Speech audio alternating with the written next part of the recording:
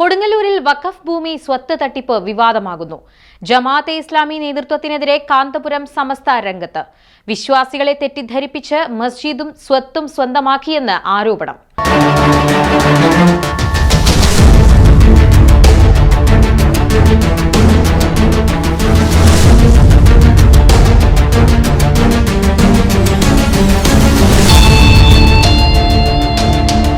വഖഫ് സ്വത്തിന്റെ കൈവശാധികാരവുമായി വ്യാപകമായ അഴിമതി നടക്കുന്നുവെന്ന ആരോപണവുമായി പ്രമുഖ ഇസ്ലാമിക സംഘടനയായ AP വിഭാഗം സമസ്ത രംഗത്ത്.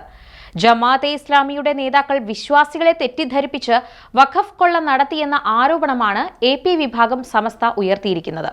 വഖഫുമായി ബന്ധപ്പെട്ട നിയമങ്ങൾ കർക്കശമാക്കാനുള്ള തീരുമാനങ്ങളുമായി കേന്ദ്ര സർക്കാർ മുന്നോട്ടു പോകുന്നതിനിടയിലാണ് ഇത്തരമൊരു ആരോപണം കാന്തപുരം AP അബൂബക്കർ മുസ്ലിയാരുടെ നേതൃത്വത്തിലുള്ള സമസ്ത കൂടി ഉയർത്തിയിരിക്കുന്നതെന്ന വസ്തുതയ്ക്ക് ഏറെ പ്രാധാന്യമാണുള്ളത്.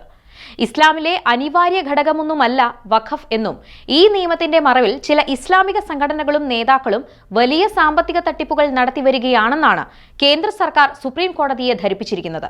ഫലത്തിൽ ആ വാദമുഖങ്ങളെ ശരിവെക്കുന്ന പ്രതികരണങ്ങളാണ് AP വിഭാഗം സമസ്ത നേതാക്കൾ ഇപ്പോൾ നടത്തിക്കൊണ്ടിരിക്കുന്നത്. ജമാഅത്തെ ഇസ്ലാമി നേതൃത്വത്തിനെതിരെയാണ് AP വിഭാഗം സമസ്ത ഇപ്പോൾ രംഗത്ത് വന്നിരിക്കുന്നത്.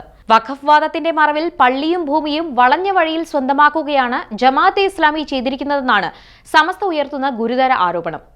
കൊടുങ്ങല്ലൂർ SN പുരം വെളുത്തക്കടവ് ദാറുസ്സലാം മസ്ജിദും ഭൂമിയും അനധികൃതമായി തട്ടിയെടുത്തുവെന്ന ആരോപണം ജമാഅത്തെ ഇസ്ലാമി നേതൃത്വത്തിനെതിരെ ഇതിനു മുൻപ് തന്നെ ഉയർന്നിരുന്നു. സംഭവം വിവാദമാവുകയും പ്രാദേശികമായി പ്രതിഷേധങ്ങൾ ഉയരുകയും ചെയ്തപ്പോഴാണ് ജമാഅത്തെ ഇസ്ലാമിയുടെ തൃശൂരിലെ പ്രമുഖ നേതാവിനെ അധികാര സ്ഥാനത്ത് നിന്ന് മാറ്റി മുഖം രക്ഷിക്കാൻ ജമാഅത്തെ നേതൃത്വം തയ്യാറായത്. ജമാഅത്തെ ഇസ്ലാമിയുടെ തൃശൂർ ജില്ലാ പ്രസിഡന്റ് KK ഷാനവാസിനെ മാറ്റുകയും മുനീർ വരന്തരപ്പള്ളിയെ പ്രസിഡന്റായും K ഷംസുദ്ദീനെ ജനറൽ സെക്രട്ടറിയായും തെരഞ്ഞെടുക്കുകയും ചെയ്തു. ഇതിനു പുറമെ 15 അംഗ ജില്ലാ കമ്മിറ്റിയെയും തെരഞ്ഞെടുത്തിരുന്നു. കൊടുങ്ങല്ലൂരിലെ വഖഫ് ഭൂമി ചില സമുദായ നേതാക്കൾ സ്വന്തമാക്കാൻ നടത്തിയ നീക്കത്തിനെതിരെ ഇസ്ലാം മതവിശ്വാസികൾ തന്നെ രംഗത്തിറങ്ങിയതോടെയാണ് ആസൂത്രിത തട്ടിപ്പ് പുറം ലോകമറിഞ്ഞത്. 2021 പള്ളിയുടെ ഭാഗമായ ഭൂമി ദേശീയപാത വികസനത്തിനായി വിട്ടുനൽകുകയും അതിനെ തുടർന്ന് സർക്കാരിൽ നിന്ന് 2,76 ലക്ഷം രൂപ പള്ളിക്ക് ലഭിക്കുകയും ചെയ്തു. പള്ളി കമ്മിറ്റിയുടെ അക്കൗണ്ടിലുള്ള ഈ പണം പള്ളി കമ്മിറ്റിയുടെ മുൻ പ്രസിഡന്റിനെ തെറ്റിദ്ധരിപ്പിച്ച് ജമാഅത്തെ ഇസ്ലാമി നേതാക്കൾ ഉൾപ്പെട്ട ട്രസ്റ്റിലേക്ക് മാറ്റുകയും ചെയ്തു എന്നാണ് ആരോപണം. ഈ വിഷയം ഒതുക്കി തീർക്കാനാണ് ആദ്യഘട്ടത്തിൽ ജമാഅത്തെ ഇസ്ലാമി നേതൃത്വം ശ്രമിച്ചതെങ്കിലും വിശ്വാസികൾ പരസ്യ പ്രതിഷേധവുമായി രംഗത്തെത്തിയതോടെ ആ നീക്കം പാളിപ്പോവുകയായിരുന്നു. ഇത് സംബന്ധിച്ചാണ് ദാറുസ്സലാം പള്ളി കമ്മിറ്റി വഖഫ് ബോർഡിലും വഖഫ് ട്രിബ്യൂണലിലും മുഖ്യമന്ത്രിക്കും പരാതി നൽകിയത്. ഇതിനിടയിലാണ് ജമാഅത്തെ ഇസ്ലാമി നേതൃത്വത്തെ കടന്നാക്രമിച്ച് AP വിഭാഗം സമസ്തയും രംഗത്തെത്തിയത്. AP വിഭാഗം സമസ്തയുടെ യുവജന വിഭാഗമായ SYSന്റെ ജനറൽ സെക്രട്ടറി റഹ്മത്തുള്ള സഖാഫി എളമരത്തിന്റെ ഫേസ്ബുക്ക് പോസ്റ്റ് വലിയ വിവാദങ്ങൾക്ക് വഴിയൊരുക്കിയത് ഈ സാഹചര്യത്തിലാണ്.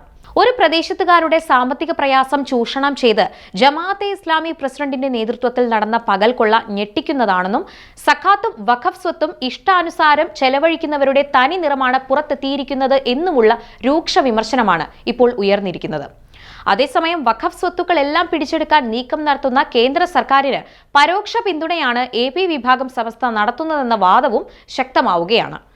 വഖഫ് സ്വത്തുക്കൾ സ്വകാര്യ ആവശ്യങ്ങൾക്കായി വിനിയോഗിക്കാൻ പാടില്ലെന്ന കർശന നിയമസംഹിതകൾ നിലനിൽക്കെ അത് അട്ടിമറിച്ച് സ്വകാര്യ ലാഭം നേടാൻ ശ്രമിച്ചവരെ ഒരു വിധത്തിലും സംരക്ഷിക്കാതെ തുറന്നു കാണിക്കാനും നിയമത്തിന് മുന്നിൽ കൊണ്ടുവരാനും ജമാഅത്തെ ഇസ്ലാമിയെ പോലെയുള്ള സംഘടനകൾ തയ്യാറാകണമെന്ന പൊതുവികാരമാണ് വിശ്വാസികൾക്കിടയിൽ ശക്തമാകുന്നത്.